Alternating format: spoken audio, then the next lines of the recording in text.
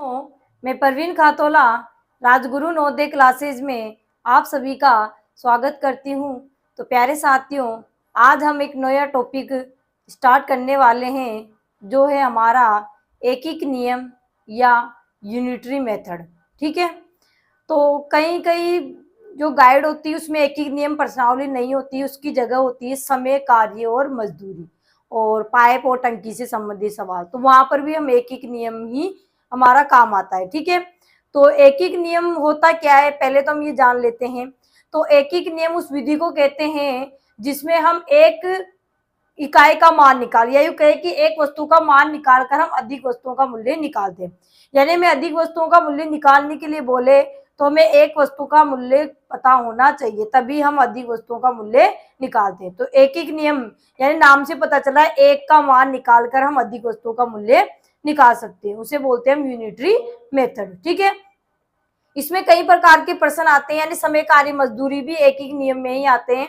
तो उनके हम फॉर्मूले भी होते हैं, साथ साथ हम एकीक नियम से भी उनको करते हैं। ठीक है, तो और भी कई कई प्रकार के प्रश्न इसमें आते हैं, तो हम अलग अलग टाइप के प्रश्नों को करेंगे। तो आज की क्लास में हम एक ही टाइप के प्रश्नों को करने वाले हैं, जिसमें हम करने वाले हैं ऐसे सवाल जिनमें पूछा जाता है कि उनका मूल्य, कीमत या संख्या, दाम, कीमत, संख्या क्या होगी। ठीक है, तो प्यारे साथियों, आज की क्लास की शुरुआत करते हैं। तो हमारा पहला प्रश्न है कि 30 मीटर कपड़े का मूल्य 345 रुपये है, तो 16 मीटर कपड़े का मूल्य बताइए। ठीक है, तो यहाँ पर देखिए सवाल को आपने पढ़ा। चलिए अब समझिए एकीक नियम कैसे हम करते हैं। ठीक है, तो एकीक नियम देखो कहीं भी किसी प्रश्नावली में हो जाता है, एक अलग से ये नहीं है कि इसी में एकीक नियम लगेगा। ठीक है, तो प्रश्न चाहे वो साधारण ब्याज से हो, चाहे क्षेत्रफल या आयतन हो, प्रश्नावली कहीं भी एकीक नियम हमारा लग जाता है। एकीक नियम कहाँ लगता है, जब हमें एक का मूल्य निकालना और एक का मूल्य निकालकर हम अधिक का मूल्य निकालते हैं। ठीक है, तो जैसे 30 मीटर कपड़े का मूल्य यहाँ 16 मीटर का निकालना है, तो पहले हमें एक का निकालेंगे तभी 16 का आएगा, अगर एक का नहीं निकालेंगे तो 16 का नहीं आएगा। बस वही एकीक नियम लग जाता है। ठीक है, अब इनको करते कैसे, तो इसका तरीके हैं। तो पहला तरीका हम करते हैं, तो पहला जो हम मेथड यूज ले रहे हैं भाई, कौन किस तरीके से करेंगे। तो यहाँ पर हमें क्या दिया है कि 30 मीटर कपड़े का मूल्य 345 है, तो 16 मीटर कपड़े का मूल्य निकालना है। ठीक है, चलिए अब देखिए यहाँ पर भी मीटर है कपड़ा और यहाँ भी 30 मीटर कपड़ा है। ठीक है, 2 बार मीटर मीटर कपड़े हमारे आए। ठीक है, तो जो चीज दी होती है वो तो आगे लिखते हैं, और जो चीज पूछी जाती है, मूल्य पूछा गया है इसलिए वो पीछे आएगा। ठीक है, तो देखिए एकीक नियम में दो चिन्ह काम लेते हैं हम। देखिए एक होता है 2 बिंदु ऊपर और 1 बिंदु नीचे होता है। ठीक है, इस चिन्ह को बोलते हैं हम चूंकि। क्या बोलते हैं, जब हम इनको भाषा में बोलते हैं तो क्या बोलते हैं, इस चिन्ह को चूंकि। और चिन्ह कैसे लगता है, 2 बिंदु ऊपर 1 बिंदु नीचे। ठीक है, और 1 बिंदु ऊपर 2 बिंदु नीचे, जैसे अगर एक कहे तो उल्टा त्रिभुज है, सीधा त्रिभुज है। ठीक है, और इसको बोलते हैं हम इसलिए। क्या बोलते हैं, इसलिए। ये चिन्ह होते हैं, दो चिन्हों को हम काम में लेते हैं। ठीक है, चलिए तो अब यहाँ पर क्या दिया है हमें कि 30 मीटर कपड़े का मूल्य 345, तो हम इसको कैसे लिखेंगे कि चूंकि 30 मीटर कपड़े का मूल्य बराबर 30 मीटर कपड़े का मूल्य बराबर 345 रुपए की। ठीक है, चलिए तो 30 मीटर का पता है तो हमें एक का निकालेंगे, क्योंकि हम क्या पढ़ रहे हैं, यूनिटरी मेथड, एकीक नियम। तो एक का पता होगा 1 मीटर का, तभी हम 16 मीटर कपड़े का मूल्य निकालेंगे। तो इसलिए किसका चिन्ह लगाया मैंने, इसलिए 1 मीटर कपड़े का मूल्य, तो जो पूछा जाता है वो पीछे, जो दिया होता है वो आगे लिखते हैं। ठीक है, अब आपको 1 मीटर 30 मीटर कपड़ा जब 345 रुपए का आता है, तो 1 मीटर कपड़ा कम रुपए का आएगा, और कम के लिए क्या करते हैं हम भाग, और ज्यादा के लिए क्या करते हैं गुणा। ठीक है, जो पीछे संख्या जो हमने लिखी है, रुपए जो भी है हमने पीछे जो लिखी है, वो हमेशा ऊपर ही रहेगी, और जो आगे 30 मीटर लिखा था वो कहाँ आ जाएगा, बटा में। 30 का हम भाग लगाएंगे यहाँ पर। ठीक है, तो 1 मीटर कपड़े का मूल्य क्या हो गया, 345 बटा में 30 रुपए। आप चाहो तो यहाँ काट सकते हो, नहीं काटो तो ये 1 मीटर कपड़े का मूल्य हमारे पास आ चुका है 345 बटा में 30 रुपए। यहाँ पर इकाई चल रही मीटर मीटर मीटर, इधर है रुपए रुपए रुपए। तो ये भी आपको ध्यान रखना है कि इकाई समान होनी चाहिए, अगर समान नहीं है तो समान करेंगे तभी हम कर सकते हैं, असमान इकाई से सवाल हल नहीं होगा। यानी ये मीटर है और यहाँ सेंटीमीटर लिख दिए तो गलत हो जाएगा। या फिर यहाँ 30 मीटर कपड़े का दिया है और यहाँ पर सेंटीमीटर पूछ लिया, सेंटीमीटर का दिया है, मीटर पूछ लिया तो गलत हो, यहाँ रुपए या अब पैसे लिख दे तो वो गलत हो जाएगा। तो इकाई सेम चलनी चाहिए, ठीक है। जैसे मीटर मीटर तो यहाँ मीटर आएगा, यहाँ रुपए रुपए तो रुपए आएगा, फिर बाद में हम चेंज कर सकते हैं।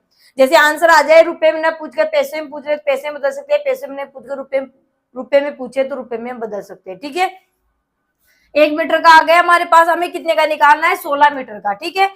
तो इसलिए एक बार और ये लाइन लिखेंगे, इसलिए 16 मीटर कपड़े का मूल्य, 16 मीटर कपड़े का मूल्य बराबर, अब 1 मीटर आता है हमारे 345 बटा में कितने का, 345 बटा में 30 रुपए का 1 मीटर कपड़ा आता है, ठीक है। तो 16 मीटर तो ज्यादा का आएगा, सीधी सी बात है ना, और ज्यादा के लिए क्या करते हैं, गुणा, तो यहाँ हो जाएगा गुणा में 16, ठीक है भाई। कम के लिए तो क्या करते हैं, भाग, और ज्यादा के लिए गुणा, ठीक है। तो 30 मीटर कपड़े का मूल्य 345, यानी 30 मीटर कपड़ा 345 का आता है, तो 1 मीटर का आएगा तभी हम 16 का निकालेंगे। ऐसे डायरेक्ट नहीं कि 16 का निकाल, कहां से निकालेंगे, 1 मीटर का मालूम होगा तभी निकालेंगे, ठीक है। तो 1 मीटर कपड़े का मूल्य क्या हो जाएगा, कम होगा, कम के लिए भाग कर दे, तो ये पीछे की जो होती है वो हमेशा ऊपर ही रहती है, ठीक है। चाहे आगे वाली गुणा में जाए या भाग में जाए, पीछे वाली हमेशा ऊपर रहती है, ये आपको ध्यान रखना है, ठीक है। तो 1 मीटर कपड़े का मूल्य जाए 345 बटा में 30 रुपए, 1 मीटर का आ गया, हमें निकालना है 16 मीटर का, तो 16 मीटर कपड़े का मूल्य ज्यादा होगा, ज्यादा के लिए गुणा, तो 16 क्या हो जाएगा, गुणा, 1 मीटर का आ गया, 1 मीटर को 16 से गुणा कर देंगे, सीधी सी बात है। हमने यहाँ काटा नहीं, अब यहाँ आराम से काट लेंगे, ठीक है। चलिए, तो 16 और ये कट रहे हमारे, 2 से काट लो इसको, या 5 से इनको काट लो, 5 छक 30, और 5 से 5 छक 30, और यहाँ पर 4 हो गए, 5 नाम 45, फिर ये हमारे 2 से कट रहे हैं, 2 तिया 6, 2 से 16, 2 8 16, ठीक है। काटना बिन में हमने पढ़ ही लिया था, 3 से कट रहे हैं, ये 3 दूनी 6, 3 तिया 9, ठीक है। तो 23 आटे कितने हो जाएंगे हमारे, 200, 23 आटे 184, ठीक है। 8 तेज 24 की 84 2, 8 दूनी 16, 2 18, ठीक है। 23 आटे 184, ठीक है। तो 23 को 8 से गुणा किया, 23 आटे 84। अगर आपको यहाँ प्रॉब्लम लग रही है तो बटा में 1 लिख दीजिए, ये बिन बन जाएगी, अब आराम से काट सकते हैं। 345 बटा में 30 गुणा में 16 बटा में 1, तो पहले 5 से काट लिया, फिर 2 से कट रहा था, 2 से इन दोनों काट लिया, फिर 3 से कट रहे, 3 से। अगर आप डायरेक्ट भी काटना चाहते हैं तो डायरेक्ट भी आप काट सकते हैं, ठीक है। 15 के पार्ट से आप इन दोनों को 15 के पार्ट से काट लीजिए, फिर इनको आप 2 के पार्ट से काट लेंगे, तो बात तो वही आएगी, ठीक है। चलिए, तो क्या आ गया, 184 रुपए आ गया, किसका, हमारे 16 मीटर कपड़े का मूल्य, ठीक है। एक तरीका तो ये हो गया, एक तरीका तो ये हो गया ये लिखकर। दूसरा तरीका देखिए, दूसरा हम ऐसे कर सकते हैं ताकि आपको कोई कंफ्यूजन नहीं होगा। देखिए, यहाँ में कब क्या देखा है, मीटर और रुपए, ठीक है। तो यहाँ इधर एक तरफ तो लिख देंगे हम मीटर, और एक तरफ लिख देंगे रुपये, जो भी दिया हुआ है, ठीक है। तो 30 मीटर दिया हुआ है, तो मीटर के नीचे मीटर लिख दिया, और रुपए कितने हैं, 345, तो ये 345, यानी 30 मीटर कपड़ा 345 का आता है, ठीक है। यहाँ पर मीटर के नीचे क्या लिखेंगे, 16, और यहाँ पर कितने का आता है हम पता नहीं, तो हम क्या मान लेंगे कि 100 रुपए में आता है, लिख लिए। मीटर के नीचे मीटर उतार दिए, रुपए के नीचे रुपए उतार दिए, जैसे यहाँ किलोमीटर है तो किलोमीटर उतार दिए, ग्राम में ग्राम उतार दिए, जो भी दिया हुआ है उनके नीचे उनको जो संख्या दी हुई है उनको उतार देंगे, ठीक है। अब इनका क्या करेंगे, वज्र गुणा, यानी क्रॉस मल्टीप्लिकेशन करेंगे। तो 30 को 1 से गुणा करेंगे तो कितना आ जाएगा, 30 गुणा में x। x यहाँ पर कैसे आया है, क्योंकि x यहाँ पर क्या बोला था कि 16 मीटर कपड़े का मूल्य क्या है, तो 16 मीटर कपड़े का मूल्य में पता नहीं था, तो यहाँ हमने x मान लिया कि 100 रुपए, ठीक है। चलिए, ये तो हो गया। अब इनको करते हैं, इधर चिन्ह है तो इधर की तरफ गुणा होगा, तो 16 गुणा में 345, ठीक है। हमें x का मान निकालना है, कितने रुपए का आएगा, तो x यहाँ रह जाएगा, 30 यहाँ गुणा है तो इसका पक्षांतर करेंगे तो यहाँ पर भाग में, तो 16 गुणा में 345 बटा में 30, ठीक है। तो 5 से काट लो, 15 के पार से काट लो, 15 दूनी 30, और 15 से 15 दूनी 30, 4 बच गए, 15 30 45, 23 बार कट गया, और 2 से ये 8 बार, 2 8 16, नीचे तो कुछ भी नहीं है एक, तो 23 को 8 से गुणा किया तो 23 8 184, 23 8 184 रुपए, ठीक है। तो इस तरीके से भी आप कर सकते हैं, ठीक है। पहला तरीका तो ये हो गया, चौकी इसलिए लगाकर हमने कर लिया, ठीक है। और इस तरीके से भी आप इसको करोगे तो कोई दिक्कत आपको नहीं आने वाली, ठीक है।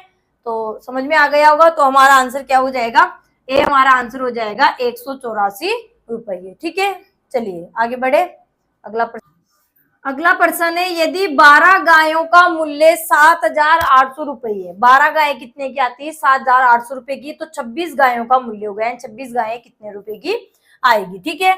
तो 12 गायों का देकर हमें 26 का पूछ लिया, तो एक गाय का निकालना है, तभी हम 26 का निकालेंगे, ठीक है। तो यहाँ पर गायों का मूल्य निकालना है, तो गाय की संख्या आगे आएगी और मूल्य पीछे आएगा, ये हमें पता चल गया। चलिए, जो पूछा जाता है वो पीछे, जो दिया होता है वो आगे। और ऐसे भी देख लेते हैं कि किसको आगे लिखना है, तो दो बार जिसकी संख्या आती है उसको हम आगे लिखते हैं। तो यहाँ 12 गायें या 26 गायें, 2 बार आगे, क्योंकि कभी कभी रुपए भी आ जाता है, क्योंकि आगे हम प्रश्न करेंगे, सभी प्रकार के प्रश्न है इसमें, ठीक है। तो आगे जब उसमें करेंगे तो वहां पर कभी कभी 2 बार रुपए दिए होते हैं, रुपए से हमें संख्या पूछ ली जाती है, तो ऐसे भी प्रश्न आते हैं। तो ये ध्यान रखना है आपको कि 2 बार जिसकी संख्या आई वो आगे आएगा, और जो 1 बार दिया है वो पीछे आएगा, या यूं कहे कि जो पूछा जाता है वो पीछे, जो दिया होता है वो आगे, ठीक है। तो हम क्या लिखेंगे, सबसे पहले क्या दिया है, 12 गायों का मूल्य, तो हम क्या लिखे, चूंकि 12 गायों का मूल्य, ठीक है, ये लिख यहाँ पर समझ ली, ठीक है। 12 गायों का मूल्य कितना है, 7,800 रुपये, ठीक है। इसलिए अब कितने का निकालेंगे, पहले हम एक का निकालेंगे, तभी हम 26 गायों का निकालेंगे, ठीक है। इसलिए एक गाय का मूल्य होगा, अब एक का तो कम होगा ना भाई, 12 गाय 7,800 रुपये की है, एक गाय कम की आएगी, तो कम के लिए भाग, तो ये 7,800 जो पीछे लिखा था वो हमेशा ऊपर ही रहेगा, और ये 12 है वो कहाँ आ जाएंगे, नीचे बटा में, तो 7,800 बटा में 12 रुपए, एक गाय का मूल्य आ गया। हमें कितने का निकालना है, 26 का, तो हम क्या लिखेंगे, इसलिए 26 गायों का मूल्य बराबर, तो देखिए गाय गाय गाय, रुपए रुपए रुपए, इकाई भी सेम होनी चाहिए, ठीक है। तो 26 गायों का मूल्य कितना होगा, ज्यादा होगा, तो एक गाय आ रही है हमारे 7,800 बटा में 12 रुपए की, एक गाय है, तो 26 कितने की आएगी, तो 26 से गुणा कर लेंगे, ठीक है। अगर आप भिन्न बनाना चाहते हैं तो बटा में 1 लिख सकते हैं, तो ये भिन्न बन गई। अब आराम से काट लेते हैं, तो 2 से कट रहे दोनों, ये भी कट रहे, तो 2 से इन दोनों काट लेते, 2 छिकी 12, 2 से 2 एकम 2, 2 3 अच्छे 13 बार। चलिए अच्छा 6 13 तो नहीं कटेंगे, 6 से इन दोनों काटते हैं तो ये कट जाएंगे, 6 एकम 6, 6 से 6 एकम 6, 1 बच गया, 18 हो गया, 36 18, भाग नहीं गया तो डबल जीरो लगा देंगे, ठीक है। 1300 गुणा में 13, नीचे तो 1 है, तो 1300 को हम करेंगे किससे गुणा, 1300 को 13 से, तो 2 जीरो तो पीछे लगा देना है। अब 13 को 13 से गुणा करते हैं, 13 का वर्ग कितना होता है, 169, तो ये 169, यही कहे 13 39 की 9 हासिल के 3, 13 कम 13 और 16, ठीक है। तो 16,900 रुपए क्या आ गया हमारे, 26 गायों का मूल्य कितना आ गया, 16,900 रुपये, ठीक है। एक तरीका तो क्या, दूसरा क्या करेंगे, इधर तो लिख देंगे गाय और इधर लिख देंगे मूल्य, ठीक है। गाय कितनी है, 12, उनका मूल्य कितना है यहाँ पर 7,800, जिसका दिया है उसके इधर ही लिखना है उसको, ठीक है। चलिए अब गाय कितनी है यहाँ पर 26, मूल्य कितना है, नहीं है तो क्या मान लेंगे 1, सब क्या कर लेंगे, इनका वज्र गुणा करा देंगे, क्या करा देंगे, वज्र गुणा। चलिए 12 को 1 से गुणा करेंगे तो क्या हो गया, 12 गुणा में 1, और 26 को 7,800 गुणा किया तो 26 गुणा में 7,800, ठीक है। अब 1 से यहाँ रह जाएगा, 12 का पक्षांतर करेंगे तो ये गुणा में, तो इधर किस में चला जाएगा, भाग में, तो 26 गुणा में 7,800 बटा में 12, ठीक है। बात जो यहाँ की थी हमने वही यहाँ पर आई है, ठीक है। ये हमने चूंकि इसलिए लगाकर किया है, और ये दूसरा हमने वज्र गुणा विधि से इसको किया है, ठीक है। चलिए 2 से काट ले, 2 छिकी 12, 2 से 13 बार, 6 से कितनी बार कट गया, 1300 बार, ठीक है। 1300 को 13 से गुणा किया तो कितना हो गया हमारे 16,900 रुपये, तो बात तो वही आ गई, ठीक है। तो आप वज्र गुणा से भी कर सकते हैं, आप इस तरीके से भी करते हैं, कोई दिक्कत नहीं। इससे अगर इससे आपको नहीं पता भाई इसको ऊपर लिखे या नीचे लिखे, भाग में जाएगा गुणा में जाएगा, तो ये तो बहुत आसान है, ये तो कर सकते हैं आराम से। तो जो आपको अच्छा लगे दोनों तरीके में से वो आप कर सकते हैं, ठीक है। तो हमारा आंसर क्या हो जाएगा, बी हमारा आंसर हो जाएगा 16,900 रुपये, ठीक है। चलिए आगे बढ़ते हैं। अगला प्रश्न है कि 17 बॉल का मूल्य 459 रुपये है, तो 1,161 रुपए में कितनी बॉल खरीदी जा सकती है। यानी इस बार हमें कीमत दी हुई है, हमें संख्या पूछी गई है कितनी बॉलें खरीदी जा सकती है। तो मैंने आपको समझाया था कि कभी कभी हमें मूल्य ना पूछकर संख्या भी पूछ ली जाती है, ठीक है। तो आपको देखना है, देखो यहाँ पर रुपए है और यहाँ पर भी रुपए है, तो रुपए 2 बार है तो रुपए आगे आएंगे और बॉल क्या आएगी पीछे। यही देखिए क्या पूछा गया है, बॉल खरीदी जा सकती, तो बॉल पीछे आएगी, रुपए आगे आएंगे, सीधी सी बात है। तो यहाँ क्या दिया हुआ है, 17 बॉल का मूल्य 459 रुपए, तो हम इस लाइन को सीधा नहीं लिखेंगे क्योंकि हमें बॉल निकालनी है, इसलिए बॉल पीछे जाएगी, रुपये आगे आएंगे, ये आपको ध्यान रखना है। क्योंकि अगर आप सीधा लिख दोगे तो यहाँ बॉल आ जाएगी फिर रुपये आ जाएंगे, इस तरीके से फिर वो गलत हो जाएगा। क्योंकि तीनों जो लाइन लिखेंगे हम, तीनों में इकाई समान चलनी चाहिए, क्योंकि कई बार बच्चे कंफ्यूज जाते हैं, गलत लिख दे, सीधी सीधी लाइन लिख देते हैं कि 17 बॉल का मूल्य 459 है, इसलिए एक बॉल का मूल्य ये होगा। फिर यहाँ क्या लिख देते हैं कि 1,161 रुपए में बॉल आएगी, ऐसे लिख देते हैं। तो यहाँ 2 जगह तो बॉल आ गए, एक जगह रुपए आ गए, तो गलत हो गई ना। तो यहाँ पर बॉल हमसे पूछा गया है, इसलिए बॉल कहाँ आएगी, पीछे आएगी, रुपए कहाँ आएंगे, आगे, ठीक है। तो यहाँ पर हम क्या लिखेंगे, इस लाइन को उल्टा लिखेंगे। ये बात आपको समझने वाली थी, बहुत ही समझने वाली बात यहाँ पे ही थी, ठीक है। क्योंकि वो 2% जो हमने किए इससे पहले उनमें तो कोई दिक्कत ही नहीं थी, सीधा सीधा हमने लिख दिया। लेकिन यहाँ पर रुपए ना पूछकर हमें क्या पूछ ली, बोलों की संख्या पूछ ली, ठीक है। बोल हो या कोई भी वस्तु उसकी संख्या पूछ ली, ठीक है। तो जो पूछा जाता है वो पीछे आता है, जो दिया होता है वो आगे आता है, ठीक है। तो रुपए दिए तो रुपए ही आगे आएंगे, तो तीनों लाइन में रुपए ही आएंगे। ऐसे नहीं कि 2 जगह बोल लिख दिया, 1 जगह रुपए लिख दिया, या 2 जगह रुपए लिख दिया, 1 जगह बोल लिख दिया, गलत हो जाएगा। तो इस लाइन को हम उल्टा कर देंगे। तो हम क्या लिखेंगे यहाँ पर कि चूंकि 459 रुपये में बोल आती है बराबर, कितनी आती है 459 रुपए में 17 बोल, क्योंकि बोल निकालने इसलिए यहाँ पे बोल, और यहाँ पे क्या है रुपये, इसलिए अब क्या निकालेंगे हम, तो एक का पता होना चाहिए हमें कि 1 रुपए में कितनी बोल आएगी, तभी तो हम 1161 रुपए में कितनी बोले खरीदी जा सके निकालेंगे, ठीक है। तो यहाँ पर अगली लाइन क्या लिखेंगे कि इसलिए 1 रुपये में बोल आएगी, 1 रुपये में बोल आएगी। तो 1 रुपये में कम आएगी भाई, जब 459 रुपए में 17 बोल आ रही तो 1 रुपये में कम आएगी। ऐसे नहीं अब यहाँ कम भाई कितनी आएगी, बोल को काट दे, वो आपको नहीं देखना है, ठीक है। तो यहाँ पर 17 जो पीछे आती है वो हमेशा ऊपर रहेगा, और आप सोचो कि 17 छोटे है इसलिए 17 को नीचे रख दे, 459 को ऊपर रख दे, तो गलत हो जाएगा। मैंने पहले आपको बताया था कि जो पीछे जो हमने लिखी है संख्या है, जो भी है संख्या या मूल्य जो भी है, वो हमेशा पीछे वाला हमेशा ऊपर रहेगा, और आगे आने वाला या तो भाग में जाएगा या गुना में जाएगा, ठीक है। तो 459 कहाँ जाएंगे, नीचे 459, ठीक है। और यहाँ पे क्या आएगी, बोल, ठीक है। तो 1 रुपये में कितनी बोल खरीदी जा सकती है, 17 बटा में 459 बोल खरीदी जा सकती, ठीक है। इसलिए अब कितने रुपए दिए हुए हैं हमें, 1161 रुपए, 1161 रुपये में बोल आएगी।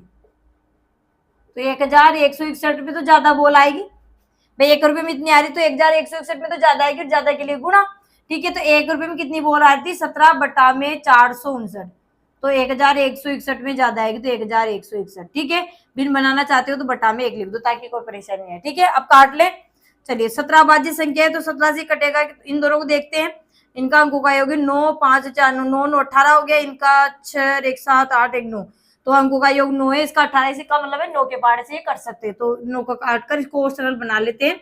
तो 9 पंजे 45, और 9 एकम 9 51 बार, और 9 से कितनी बार 9 एकम 9, और कितने बच गए 2, ठीक है। तो 9 से कितनी बार कट जाएगा, 9 दूनी 18, 9 दूनी 18, ठीक है। तो कितने बच गए हमारे 8, ठीक है। और नामे नामे 81, ठीक है। 129 बार कट गया। चलिए अब 17 51 17 के बारे में क्या होते हैं, 17 एकम 17 17 3 51, ठीक है। और 3 से ये कट ही रहा है, क्योंकि देखिए 3 चौक 12 3 3 9, 3 एकम 3, 3 से 3 चौक 12 3 3 9, तो कितना आ गया हमारे 43 बोल, कितने आ गए 43 बोल, यानी 1161 में कितनी बोल खरीदी जा सकती है, 43 बोल खरीदी जा सकती है, ठीक है। तो देखिए यहाँ पे रुपए है, रुपए रुपए रुपए, बोल बोल बोल, तो ये इकाई भी समान चलनी चाहिए। ऐसे नहीं कि यहाँ पर हम इधर लिख देते 17 बोल 459 की, और ये फिर 1161 आ जाते, फिर गलत हो जाते, बोल और इधर रुपये हो जाते तो गलत हो जाता, ठीक है। तो ये भी आपको ध्यान रखना है, ठीक है। दूसरा तरीका है वो तो और सीधा है, इसमें इतना कंफ्यूज हो गए तो उसमें तो बिल्कुल ही नहीं होना है।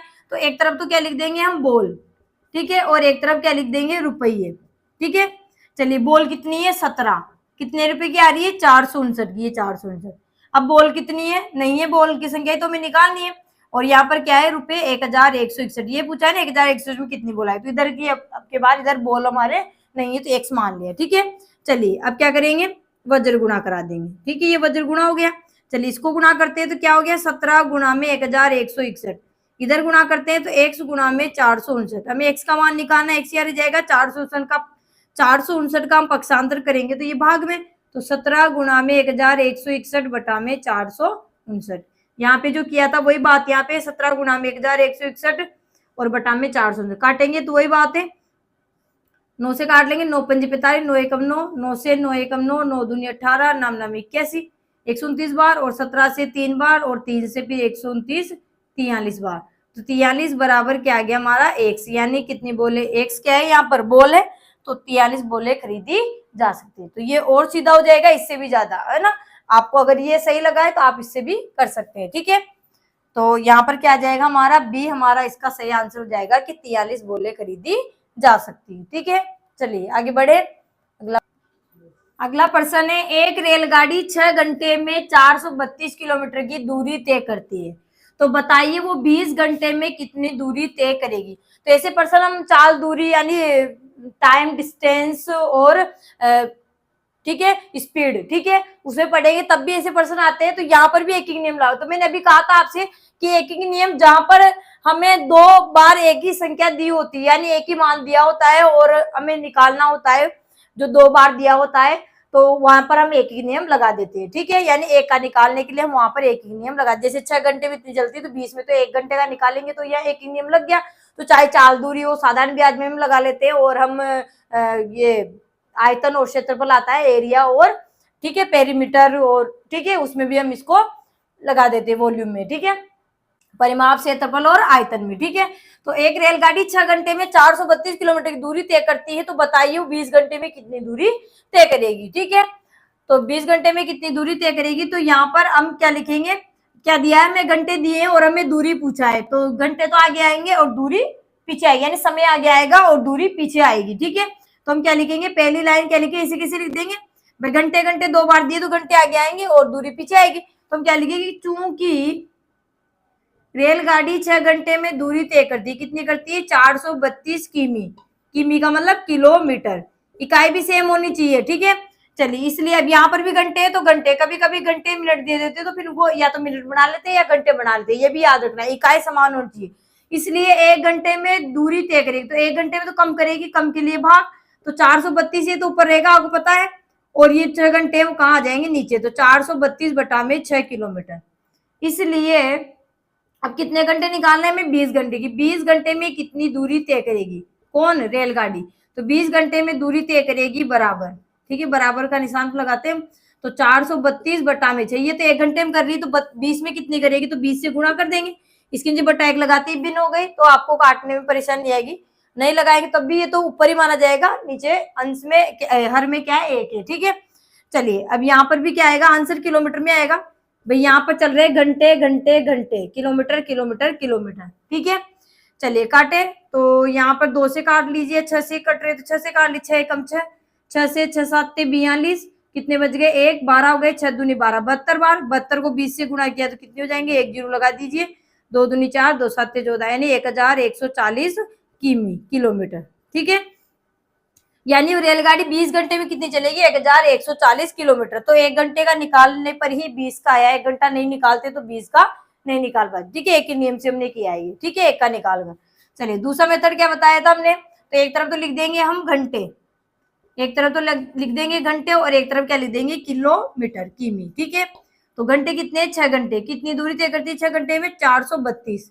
ठीक है, चलिए अब यहाँ कितने दिए हुए, 20 घंटे, घंटे के नीचे घंटे लिख दिए, किलोमीटर नीचे किलोमीटर, यहाँ नहीं है तो यहाँ पर 100 हो गया। ठीक है, चलिए क्या कर लेंगे, इसका वज्र गुणा, तो 6 को 1 से गुणा किया तो 6 गुणा में 1, और 20 को 432 से गुणा किया तो 20 गुणा में 432। ठीक है, 1 से रह जाएगा, 6 गुणा में तो इधर भाग में, तो 20 गुणा में 432 बटा में 6। ठीक है, काट ले, 6 से 6 7 42, 6 दूनी 12, 72 बार, 72 को 20 से गुणा किया तो 1140 किलोमीटर। ठीक है, तो क्या आ गया हमारा आंसर, 1140 किलोमीटर, यानी वो रेलगाड़ी 20 घंटे में कितनी दूरी तय करेगी, 1140 किलोमीटर। ठीक है, तो यहाँ पर ए हमारा क्या हो जाएगा, इसका सही जवाब। तो एक ही नियम से किया है, अगर चाल दूरी में आता है तो हम यहाँ पर चाल निकाल, इसकी चाल दूरी में आता है तो हम इसकी चाल निकाल कर भी निकाल सकते हैं। भाई 6 घंटे में 432 जाती है तो चाल निकाल लीजिए, चाल निकालने के बाद में हम दूरी का सूत्र लगा कर लेंगे। तो यहाँ हम एक ही नियम है, तो एक ही नियम में मैंने ऐसा प्रश्न डाला है कि एक ही नियम कहीं भी लग सकता है, जहां पर हमें एक का मान निकालना होता है वहां एक नियम लगा देते हैं। ठीक है, चलिए आगे बढ़ते हैं। अगला प्रश्न है, राम 12 घंटे में 480 पृष्ठ नकल कर सकता है और प्रत्येक घंटे के लिए उसे 10 रुपए मिलते हैं, यानी हर घंटे जो प्रश्न नकल करता है तो प्रत्येक घंटे उसको 10 रुपए मिलते हैं। यदि वो 960 प्रश्न नकल करे तो उसे कितने रुपए मिलेंगे। तो पहले तो हम निकालेंगे कि 960 प्रश्न वो कितने घंटे में नकल करता है उनकी। ठीक है, तो जितने घंटे आएंगे उसको 10 से गुणा कर देंगे ना, क्योंकि 1 घंटे के उसे 10 रुपए मिल रहे हैं। ठीक है, तो यहाँ पर देखिए 12 घंटे में 480 प्रश्न नकल करता है, तो 960 प्रश्न कितने घंटे में करेगा, पहले इसको देखते हैं। तो यहाँ पर प्रश्न 2 बार, तो प्रश्न तो हमारे आगे आएंगे और घंटे हमारे कहाँ आएंगे, पीछे आएंगे। ठीक है, तो हम क्या लिखेंगे कि चूंकि 480 पृष्ठ 480 पृष्ठ नकल करता है बराबर कितने समय में करता है, 12 घंटे में। ठीक है, इसलिए एक पृष्ठ नकल करेगा तो एक पृष्ठ नकल करने में कम समय लगेगा और कम के लिए क्या करेंगे, भाग। तो 12 तो कहाँ आएंगे, ऊपर, और 480 कहाँ जाएंगे, नीचे। तो 12 बटा में 480 घंटे, एक प्रश्न नकल करने में इतना समय लगेगा। तो कितने प्रश्न नकल कराने हैं, 960। 960 नकल करता है, तो इसलिए 960 प्रश्न नकल करेगा बराबर, तो ज्यादा समय में ज्यादा के लिए गुणा, तो 12 बटा में 480, ये तो एक पृष्ठ का हो गया। तो यहाँ पे 960 पृष्ठ कितने में करेगा, तो गुणा 960। ठीक है, काट लेंगे, एक जीरो से एक जीरो कट गया, 4 से कम 4, 4 दूनी 96। ठीक है, 12 दूनी 24, यानी 24 घंटे में वो 960 प्रश्न नकल कर लेगा। कौन, राम। ठीक है, अब यहाँ पर हमें घंटे नहीं पूछे, हमें पूछे कितने रुपए मिलेंगे। तो यहाँ क्या दिया हुआ है कि प्रत्येक घंटे, प्रत्येक का मतलब क्या होता है, यानी एक घंटे के लिए उसे 10 रुपए मिलते हैं, एक घंटे नकल करने के उसे 10 रुपए मिलते हैं। ठीक है, तो 24 घंटे में कितने रुपए मिलेंगे उसको, तो 24 घंटे कितने मिलेंगे, तो 24 गुणा में 10 बराबर 240 रुपए, यानी 24 घंटे नकल करेगा वो, तो 24 घंटे में कितने रुपए कमाएगा वो, 240 रुपए कमाएगा। ठीक है, एक तरीका तो गया। दूसरा तरीका हम क्या लिखेंगे, एक तरफ तो लिख देंगे हम घंटे और एक तरफ लिख देंगे हम पृष्ठ। ठीक है, घंटे कितने, 12, 12 घंटे में कितने पृष्ठ कर रहा है नकल, 480। अब कितने घंटे हैं ये तो हमें निकालना है, तो x और कितने पृष्ठ है, 960। तो पृष्ठ के नीचे पृष्ठ लिख दिया, घंटे के नीचे घंटे लिख दिया, या नहीं तो x मान लिया। चलिए वज्र गुणा करेंगे, तो 12 गुणा में 960, इधर करते हैं तो x को 480 से गुणा किया, तो x गुणा में 480। ठीक है, x का मान निकालना, x यार जाएगा 480 गुणा में, तो इधर भाग में। ठीक है, तो 12 गुणा में 960 बटा में 480, एक जीरो से एक जीरो कट गया। ठीक है, 48 से 2 बार, 12 दूनी 24, तो 24 बराबर x। ठीक है, तो 24 घंटे में करेगा भाई, x क्या है यहाँ, एक किसके नीचे, घंटे के नीचे, तो 24 घंटे आ गया हमारा कि 24 घंटे में वो 960 प्रश्न नकल कर लेगा। अब एक घंटे के उसे कितने रुपए मिल रहे हैं, 10 रुपए, तो 24 घंटे के कितने मिलेंगे, तो वही 24 गुणा में 10 बराबर 240 रुपए, यानी 24 घंटे नकल करने के उसे 240 रुपए मिलेंगे। ठीक है, तो यहाँ पर क्या आ जाएगा, सी हमारा इसका सही जवाब हो जाएगा, 240 रुपये। ठीक है, चलिए आगे बढ़े। अगला प्रश्न है कि 15 मीटर कपड़े से कितनी कमीज बनेगी, जबकि एक कमीज बनाने में 125 सेंटीमीटर कपड़ा लगता है। ठीक है, तो यहाँ पर हमें क्या पूछा गया है, कमीज बनानी, कमीज कितनी बनेगी। ठीक है, 15 मीटर कपड़े में कितनी कमीज बनेगी, जबकि एक कमीज, ये एक कमीज बनाने में कितना कपड़ा लग रहा है, 125 सेंटी, यानी एक कमीज बनाने में 125 लग रहा है, तो 15 मीटर में कितनी कमीज बनेगी, ये पूछा गया है। ठीक है, अब देखिए ये मीटर है और ये सेंटीमीटर, सबसे पहले इकाई भी हमें देखना है। अभी तक तो प्रश्न में कोई दिक्कत नहीं आई थी कि इकाई समान थी, तो ये 125 सेंटीमीटर को क्या बनाएंगे हम, पहले मीटर बनाएंगे, या फिर ये मीटर है इसको सेंटीमीटर बनाएंगे, बात एक ही है। ठीक है, तो इसको हम सेंटीमीटर क्या बना लेंगे, मीटर, तो मीटर बनाएंगे तो क्या करेंगे, एक मीटर में 100 सेंटीमीटर होते हैं। देखो एक मीटर बराबर 100 सेंटीमीटर होते हैं। ठीक है, तो 125 सेंटीमीटर बराबर कितने होंगे। ठीक है, मीटर में बदलना है, तो ये मीटर बड़ी है और सेंटीमीटर छोटी, तो छोटी इकाई से जब बड़ी में जाते हैं तो भाग करते हैं। ठीक है, तो 125 में किसका भाग लगाएंगे, 100 का। 100 का क्यों लगाया, क्योंकि एक मीटर में 100 सेंटीमीटर होते हैं। तो नीचे 2 जीरो, तो 2 अंकों के बाद दशमलव लगेगा, हमने बदलना सीख लिया था दशमलव, पिछली क्लास जो हमारा पिछला टॉपिक था यही था, दशमलव, डेसिमल।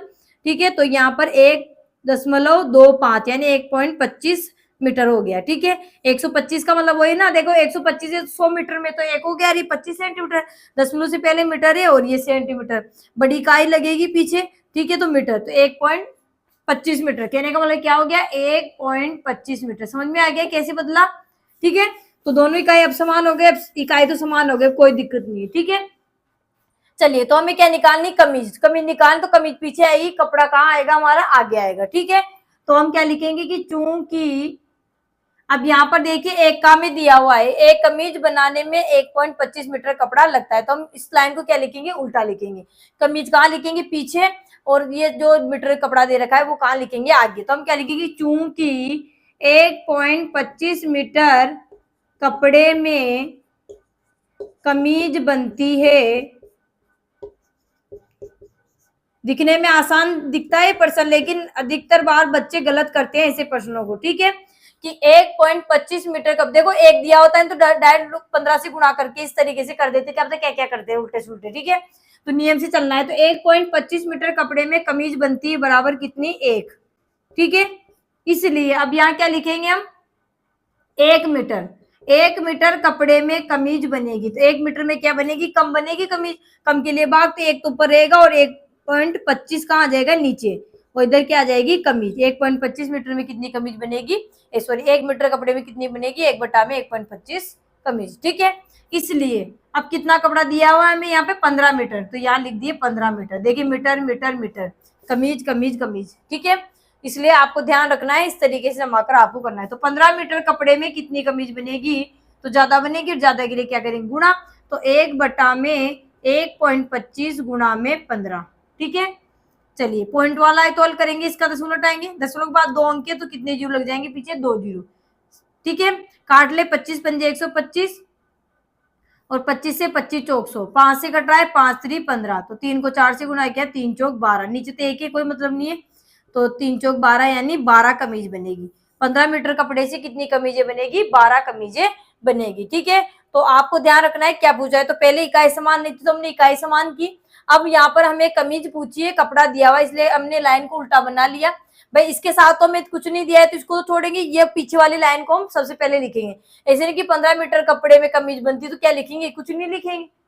भाई जो पूछा गया तो सब, वो लाइन तो सबसे लास्ट में आएगी ना, तो इसके साथ तो कुछ भी नहीं दिया हुआ, इसलिए मैंने तीर का निशान लगाया है। यहाँ कमीज, यहाँ पूछा गया है प्रश्न, और क्या दिया है फिर, जबकि एक कमीज बनाने में, तो ये लाइन पहले लिखेंगे, तो इसको भी क्या लिखेंगे, उल्टा लिखेंगे। क्यों, क्योंकि हमें कमीज निकालनी है और हमें कपड़ा दिया हुआ है, तो कपड़ा आगे आएगा, कमीज पीछे आएगी। तो 1.25 मीटर कपड़े में कमीज बनती है 1, तो इसलिए 1 मीटर में बनेगी कम, इसलिए 15 मीटर बनेगी ज्यादा, तो 12 कमीज बन जाएगी, ठीक है। चलिए दूसरा तरीका क्या बताया था, एक तरफ तो लिख देंगे हम मीटर और एक तरफ लिख देंगे हम कमीज, ठीक है। तो यहाँ पर कितना मीटर कपड़ा है, 15 मीटर, कितनी कमीजें बनती है, नहीं दिया है, इसलिए एक लिख देंगे, ठीक है। चलिए फिर यहाँ क्या दिया, एक कमीज कितने बनती है, 1.25, ये हमने बदल लिया, तो हम क्या लिखेंगे, 1.25 मीटर कपड़े में कितनी कमीज बन रही है, एक कमीज बन रही है, ठीक है, लिख दिया। मीटर के नीचे मीटर, कमीज के नीचे कमीज। अब क्या कराएंगे, इनका वज्र गुणा। तो 15 को 1 से गुणा किया तो 15 गुणा में 1, और 1 को 1.25 से गुणा किया तो 1 गुणा में 1.25, ठीक है। चलिए आगे हल करते हैं, तो क्या जाएगा हमारे, 15 गुणा में 1 और बटा में क्या जाएगा, 1.25, और इधर क्या रह जाएगा, 1। भाई इसका पक्षांतर कर दिए तो ये भाग में चला जाएगा। चलिए दशमलव हटाएंगे, दशमलव हटाते ऊपर कितने जीरो, 2 जीरो, क्यों, क्योंकि दशमलव के बाद 2 अंक की। तो 5 से 25 से कटे थे, 25 पंजे 125, 25 चौक 100, 5 से 5 3 15 और 3 चौक 12, 12 बराबर क्या आ गया, x, यानी x किसको माना था हमने, कमीज को। तो कितनी कमीजें बनेगी, 12 कमीजें बनेगी, किससे, 15 मीटर कपड़े से। तो ये भी आपको ध्यान में रखना है, ठीक है। तो हमारा आंसर आ गया बी, 12 कमीजें बनेगी। चलिए आगे बढ़े, अगला प्रश्न है। अगला प्रश्न है, यदि बादाम के 1 किलोग्राम के 1/4 का मूल्य 45 रुपये है तो 750 ग्राम बादाम का मूल्य, भाई बादाम काजू बादाम एक साथ आता है इसलिए यहाँ पे काजू लिख दिया, ठीक है, क्या है, बादाम है, ठीक है। 750 ग्राम बादाम का मूल्य होगा, ठीक है। तो यहाँ पर देखिए, यहाँ पर है ग्राम और यहाँ है किलोग्राम। किलोग्राम का भी क्या दिया हुआ है, 1/4 का मूल्य दिया हुआ है, पूरे 1 किलोग्राम का मूल्य नहीं है, ये 1/4 का है। तो यहाँ पर देखिए इकाई अलग अलग है, ये किलोग्राम है और ये ग्राम है, तो पहले तो हम इकाई समान करेंगे, उसके बाद हम निकालेंगे। तो देखिए किलोग्राम दिया हुआ है, रुपए में दिए हुए यानी मूल्य में निकालना है, तो ये किलोग्राम ग्राम जो भी हो तो आगे आएंगे और मूल्य पीछे आएगा। ये तो हमें पता चल गया, 2 बार जो दी होती है वो चीज आगे आती है, जो 1 बार दी होती है वो पीछे आती है, ठीक है। पहले तो हम 1 किलोग्राम का 1/4 निकाल लेते हैं, ठीक है। तो 1 किलोग्राम का 1/4 क्या होगा, तो 1 किलोग्राम में कितने ग्राम होते हैं, पहले तो हमें ये पता होना चाहिए। तो 1 किलोग्राम बराबर होते हैं 1000 ग्राम, 1 किलोग्राम बराबर होते हैं 1000 ग्राम। देखो इकाइयों से संबंधित प्रश्न भी हमारे आते हैं, तो इकाइयों में ध्यान होना चाहिए, तो इसकी एक अलग ही क्लास बनाएंगे हम इकाइयों से संबंधित, ठीक है। तो 1 किलोग्राम बराबर क्या होता है, 1000 ग्राम, ठीक है। तो 1000 ग्राम का क्या निकालना है हमें, 1/4, तो 1000 का 1/4, 1/4 का मतलब क्या हुआ, 1/4, 1/3 का मतलब 1/3, ठीक है। तो 1/4 निकाल तो 4 से कट जाएगा, 4 से 4 दुनिया 2 बज गई, 4 पंजे 20 यानी 250, ठीक है। 250 ग्राम कहने का मतलब ये क्या है, क्योंकि सवाल को घुमाया है यहाँ पर 250 ग्राम सीधा देते तो हम कर लेते, कोई दिक्कत नहीं आती। लेकिन यहाँ पर 1 किलोग्राम का भी 1/4 दिया है, इसका मतलब है कि 1 किलोग्राम का 1/4 का मतलब क्या हुआ, 250 ग्राम। 1/4 का मतलब 25% होता है, ठीक है। 1/2 का मतलब 50, ठीक है। तो यहाँ पर 1 किलोग्राम का 1/4 कितना आ गया, 250 ग्राम। तो यहाँ हम 1 किलोग्राम की जगह क्या लिख सकते हैं, 250 ग्राम, ठीक है। 250 ग्राम काजू का मूल्य, सॉरी बादाम का मूल्य 45 रुपए, तो 750 ग्राम बादाम का मूल्य क्या होगा। अब तो कोई दिक्कत नहीं है, इकाई समान हो गई, ये भी ग्राम है, ये भी ग्राम, मूल्य दिया हुआ है। तो हम क्या लिखेंगे पहली लाइन में कि चूंकि 250 ग्राम बादाम का मूल्य बराबर है 45 रुपये, इसलिए क्या निकालेंगे हम, 1 ग्राम बादाम का मूल्य होगा कम। 1 ग्राम का क्या होगा, कम होगा। कम के लिए क्या करेंगे, भाग। तो 45 तो ऊपर रहेगा, बटा में 250 और इधर रुपये, इसलिए अब कितने का निकालना है हमें, 750 ग्राम का। तो 750 ग्राम बादाम का मूल्य होगा, तो ज्यादा होगा और ज्यादा के लिए गुणा।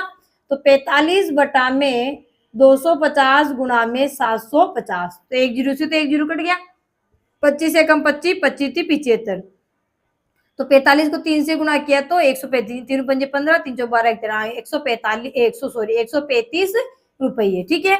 तो 750 ग्राम बादाम का मूल्य कितना आ गया, 135 रुपए आ गया, ठीक है। इकाई समान हो गई ना, देखिए ग्राम ग्राम ग्राम, अगर यहाँ किलोग्राम लिख दी तो फिर गलत हो जाता, ठीक है। दूसरा तरीका बताया था मैंने, तो एक तरफ तो लिख देंगे हम ग्राम और एक तरफ लिख देंगे हम मूल्य। मूल्य लिख दीजिए, रुपए लिख दीजिए रुपए में, ठीक है। तो यहाँ पर 250 ग्राम का बादाम का मूल्य 45 रुपए है, तो हमें कितने का निकालना है, 750। तो 750 कितना होगा, तो 100 रुपए होगा। वज्र गुणा करेंगे हम, तो वज्र गुणा करेंगे तो 250 गुणा में 1 बराबर 45 गुणा में 750 या 750 गुणा में 45। तो x का मान का x रह जाएगा, 250 का पक्षांतर करेंगे तो किसमें चला जाएगा, भाग में। तो 45 गुणा में 750 बटा में 250, 1 जीरो से 1 जीरो कट गया, 25 थी 75, 45 को 3 से गुणा किया तो 135 रुपये, ठीक है। तो 750 ग्राम काजू का मूल्य, बादाम का मूल्य कितना हो जाएगा, 135 रुपए हो जाएगा, ठीक है। तो ए हमारा क्या हो जाएगा, इसका सही जवाब हो जाएगा। चलिए आगे बढ़ते हैं, अगला प्रश्न है। अगला प्रश्न है, 5 दर्जन केलों का मूल्य 180 रुपये है, तो 110 केलों का मूल्य होगा। तो यहाँ पर हमें क्या दिया है, दर्जन, और यहाँ दिए केले, ठीक है, मूल्य। तो यहाँ पर देखिए इकाई अलग अलग है, यहाँ दर्जन है और यहाँ केले हैं, ठीक है।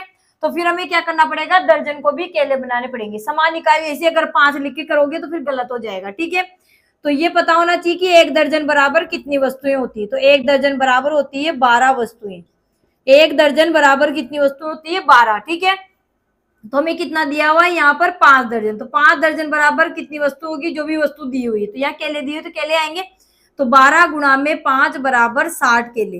केले का मतलब है 5 दर्जन का मतलब है 60 केलों का मूल्य दिया हुआ है, 110 केलों का मूल्य पूछा है। तो 5 दर्जन की जगह हम क्या लिख देंगे, 60 केले, ठीक है।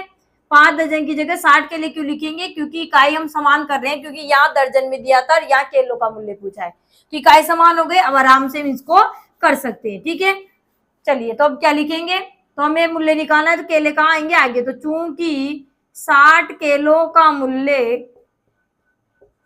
चूंकि 60 केलों का मूल्य है कितना, 180 रुपये, ठीक है। 60 केलों का मूल्य बराबर कितना है, 180 रुपये, इसलिए 1 केले का मूल्य बराबर होगा 1 केले का मूल्य। तो 1 केले का मूल्य कम होगा, कम के लिए क्या करते हैं, भाग। तो 180 ऊपर हो जाएगा और 60 कहाँ जाएगा, नीचे। तो 180 बटा में 60 रुपए, इसलिए अब कितने का निकालना है हमें, 110। तो 110 केलों का मूल्य बराबर, तो ज्यादा होगा, 110 केलों का मूल्य बराबर ज्यादा और ज्यादा के लिए गुणा। तो 180 बटा में 60 गुणा में 110, 1 जीरो से 1 जीरो कट गया, 6 से कितनी बार कट जाएगा, 30 बार। 30 को 11 से गुणा किया तो कितना हो गया, 330 रुपए। कितना आ गया, 330 रुपये, ठीक है। तो 110 किलो का मूल्य कितना आ गया, 330 रुपये। दूसरा तरीका क्या है, एक तरफ तो लिख देंगे हम केले और एक तरफ लिख देंगे मूल्य, ठीक है। कितने केले हैं, 60 केले। 60 केले कितने के आ रहे हैं, 180 के। कितने केले दिए, 110 केले। कितने के आएंगे, 100 रुपए के, x मान लिया। चलिए वज्र गुणा करेंगे, 60 को 1 से गुणा किया तो 60 गुणा में 1, और 110 को 180 से गुणा किया तो 110 गुणा में 180, ठीक है, एक से यहाँ रह जाएगा और 60 गुणा में इधर जाके पक्षांतर करेंगे तो भाग 110 गुणा में 180 बटा में 60। ठीक है, तो एक जीरो से एक जीरो कट गया, 6 से कट गया 3 बार। ठीक है, तो 110 को 3 से गुणा किया तो 330 रुपये। ठीक है, तो 110 के लिए कितने रुपए के आएंगे, 330 रुपये के आएंगे। तो सी हमारा क्या हो जाएगा, इसका सही आंसर हो जाएगा। ठीक है, तो प्यारे साथियों, आज हमने एक एक नियम से संबंधित एक ही टाइप के प्रश्न हमने सोल्व किए हैं। तो आई होप आपको प्रश्न समझ में आया होगा और एक एक नियम के कैसे किया जाता है, एक एक नियम से सवालों को, ये भी आपको समझ में आ गया होगा। ठीक है, तो नेक्स्ट क्लास में हम इसके दूसरे टाइप के प्रश्नों को भी हल करेंगे। तो अगर वीडियो अच्छा लगा हो तो वीडियो को लाइक करें, चैनल को सब्सक्राइब करें। तब तक के लिए धन्यवाद। जय हिंद, जय भारत। मिलेंगे नेक्स्ट वीडियो में।